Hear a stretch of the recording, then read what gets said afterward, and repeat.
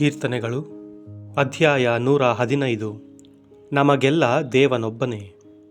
ನಮಗಲ್ಲ ಹೇ ಪ್ರಭು, ನಮಗಲ್ಲ ಮಹಿಮೆ, ನಿನ್ನ ನಾಮಕ್ಕೆ ಸಲ್ಲಲಿ ಆ ಮಹಿಮೆ, ನಿನ್ನ ನೀತಿ ಸತ್ಯತೆಗಳ ನಿಮಿತ್ತವೇ.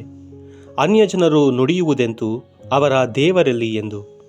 ಪರದಲ್ಲಿಹನು ನಮ್ಮ ದೇವನು, ಗೈವನು ತನಗಿಷ್ಟ ಬಂದುದನು.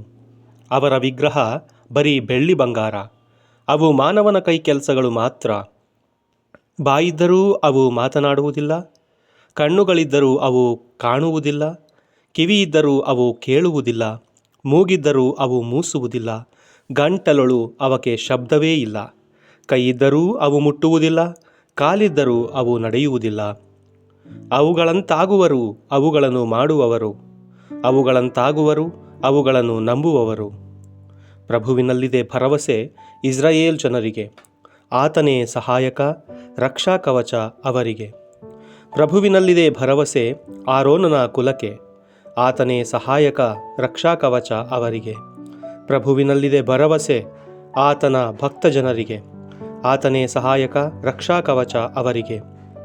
ಆಶೀರ್ವದಿಸುವನು ಪ್ರಭು ಮರೆಯದೆ ನಮ್ಮನು, ಇಸ್ರಾಯೇಲ್ ವಂಶವನು, ಆರೋನನ ಕುಲವನು. ಆಶೀರ್ವದಿಸುವನು ಪ್ರಭು ತನ್ನಲ್ಲಿ ಭಯಭಕ್ತಿಯುಳ್ಳವರನು, ಚಿಕ್ಕವರು ದೊಡ್ಡವರೆನ್ನದೆ ಭಯಭಕ್ತಿಯುಳ್ಳವರನು. ವೃದ್ಧಿಗೊಳಿಸಲಿ ಪ್ರಭುವು ನಿಮ್ಮನ್ನು, ವೃದ್ಧಿಗೊಳಿಸಲಿ ನಿಮ್ಮ ಮಕ್ಕಳನ್ನು.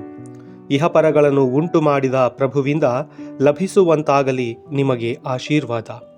ಪ್ರಭುವಿಗೆ ಸ್ವಂತವಾದುದು ಪರಲೋಕ, ನರರಿಗೆ ಕೊಟ್ಟಿಹನಾತನು ಭೂಲೋಕ. ಸ್ತುತಿಸುವುದಿಲ್ಲ ಸತ್ತವರಾರೂ ಪ್ರಭುವನು, ಕೀರ್ತಿಸರು ಪಾತಾಳಕ್ಕಿಳಿಯುವವರು ಆತನನು. ನಾವಾದರೋ ಪ್ರಭುವನು ಹೊಗಳಿ ಹಾಡುವೆವು, ಇಂದಿಗೂ ಎಂದೆಂದಿಗೂ ಹೊಗಳಿ ಹಾಡುವೆವು. ಹಲ್ಲೆಲೂಯ. ಪ್ರಭುವಿನ ವಾಕ್ಯ. ದೇವರಿಗೆ ಕೃತಜ್ಞತೆ ಸಲ್ಲಲಿ.